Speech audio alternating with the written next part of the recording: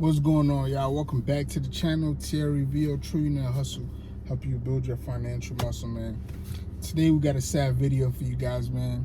First off, before I start, like, subscribe, comment down below, share the channel with your people, man. Let's run it up. Let's run up them numbers. But listen, so today we have a sad video, man, because I talk about cryptocurrency, I talk about investing and all that good stuff, man. But one of the apps that I have promoted before that I actually used before, but somebody got robbed from it, right? Coinbase, right? A very sad situation. Let's get into the story. Long story short, this guy in Florida, I'll see if I can link the article to the video. Long story short, man, this guy in Florida, he had saved up $20,000, and he invested through Coinbase, and he grew his 20,000 to 75,000, and it looks like he got robbed for his cryptocurrency. Either somebody hacked his account or somebody probably hacked his phone and had his password or whatever. And long story short, he lost 75 grand, man. Listen, the 20K is not my money, man, and I'm pissed. Like, damn. Like, I understand the price of, you save up, you work hard for your money your whole life.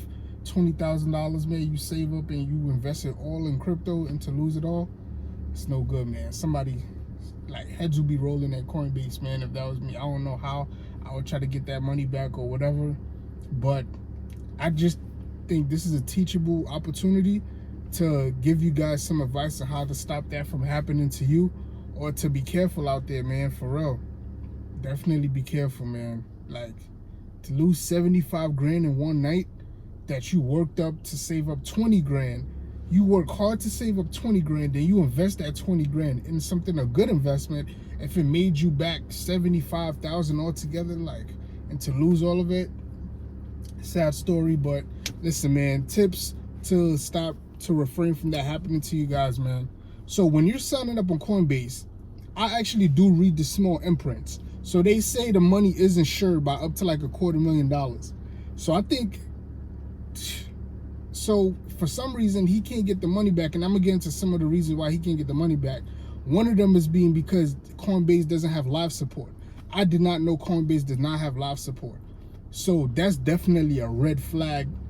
I mean, for the time being right now, being at the general public, they need to get live support. You cannot not have live support on an app that trades cryptocurrency, and cryptocurrency trades 24/7. So if you could do business 24/7 to trade the app, I mean, that should be somebody there 24/7 that could pick up the phone that I can talk to. Just my personal opinion. So long story short, when he lost the money, he started emailing them, trying to get in contact with them. Two strikes against Coinbase is that, one, he found out that he didn't have no live support, and two, he said the emails he kept on receiving back were very generic emails. So he couldn't even talk to nobody to explain the situation that he got hacked or somebody stole his information or whatever.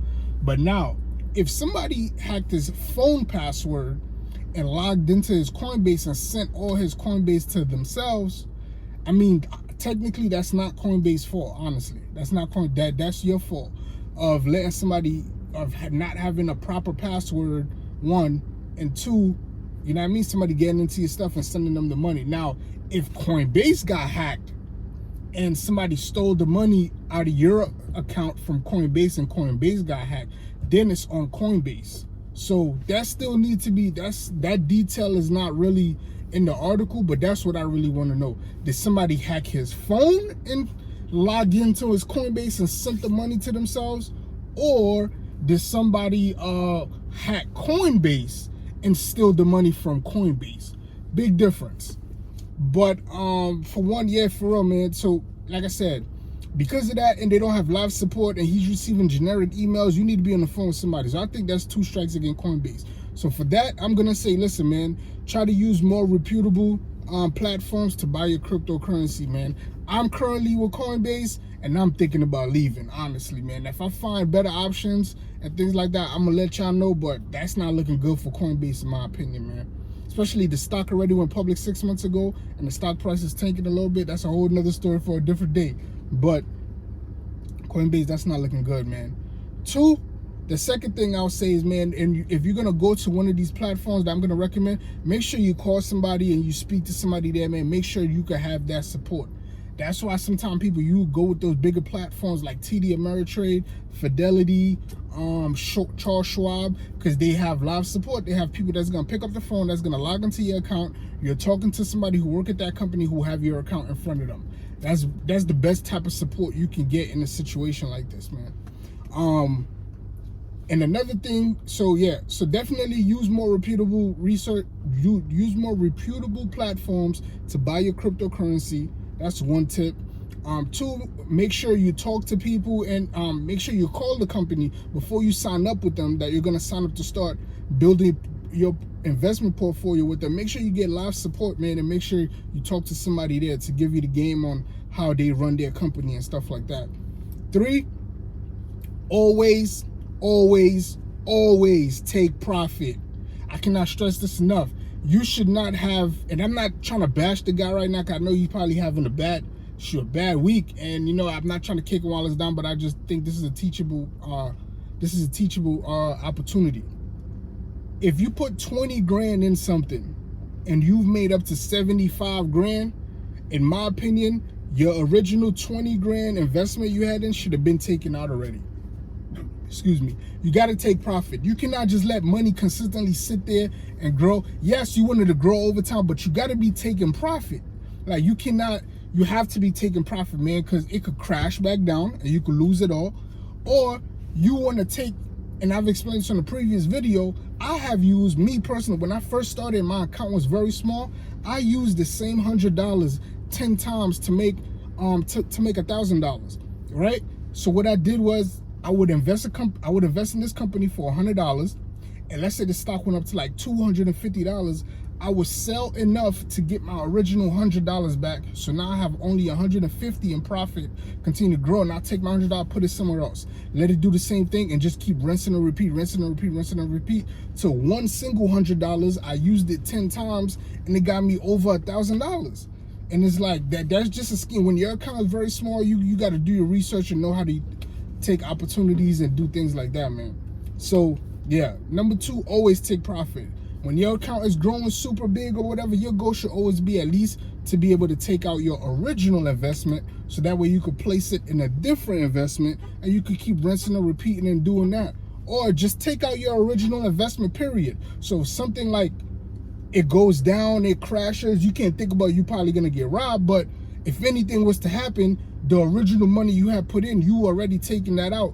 And now, let's see, 20 minus 75 is what, 55? So now you got 55,000 sitting in that account, just growing, but it's all profit.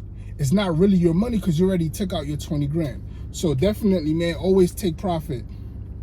And number three, one of the mistakes I also think he made is that he put the whole 20 grand in cryptocurrency. Guys, you should not have your whole portfolio in cryptocurrency or all your money in cryptocurrency. That is a definite no-no. Currently, right now, I'm advising less than 5% to be in cryptocurrency. Less than 5%, man. So what, 5% of the 20,000 is what? Let's see, 10% is 2,000. So 5% is 1,000. So he should not have had, more than 1,000 of crypto. As much as he made all that money and it was great, I mean, 19,000 invested in solid companies would have still grew.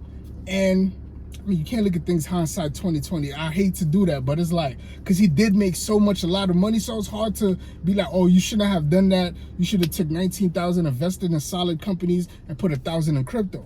It's kind of hard to get somebody to take that route where they made like 2.5, 3 times the amount of money.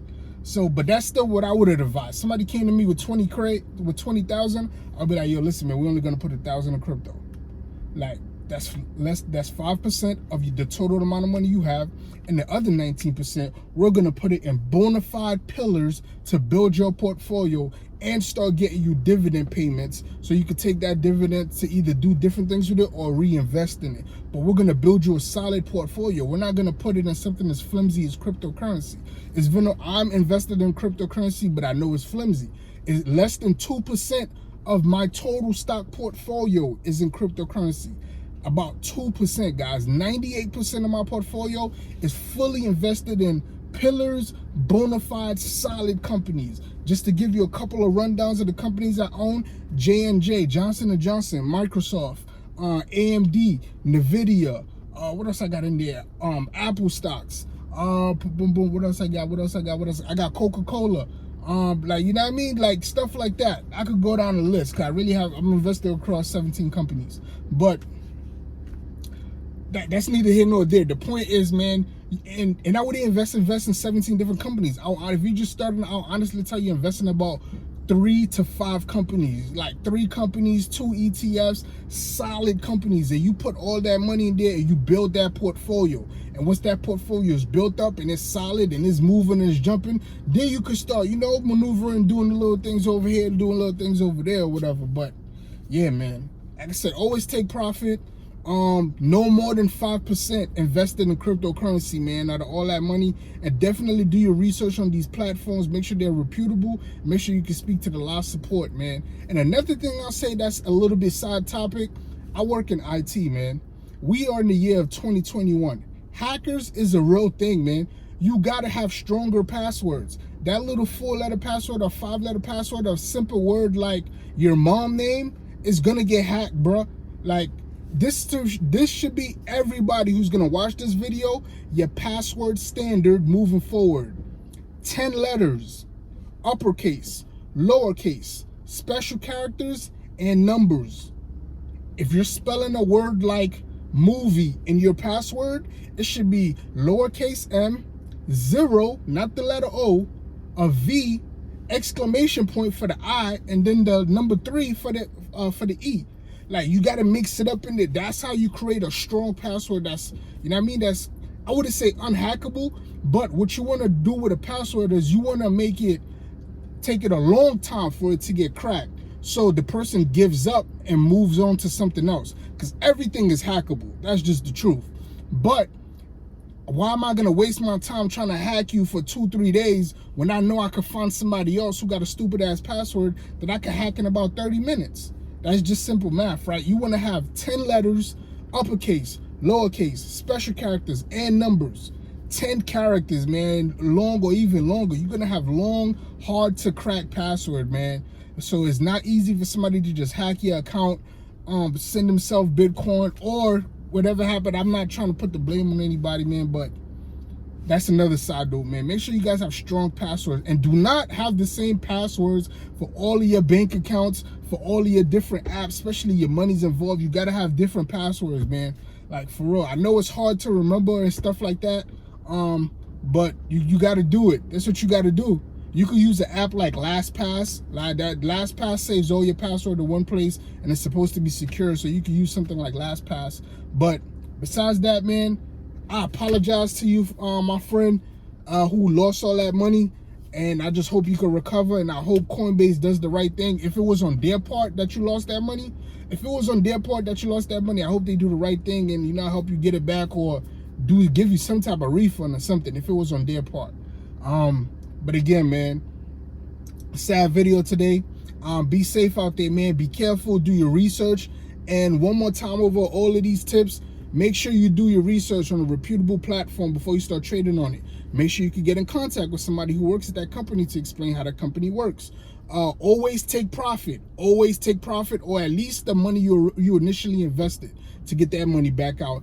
And no more than 5% of your total portfolio should be in cryptocurrency. Last but not least, create a strong password for all of your different accounts. 10 characters, uppercase, lowercase, special characters, and numbers, man. It's Thierry VL, Trillionaire Hustle, and I'm signing off. Catch me on the next one. I'm out.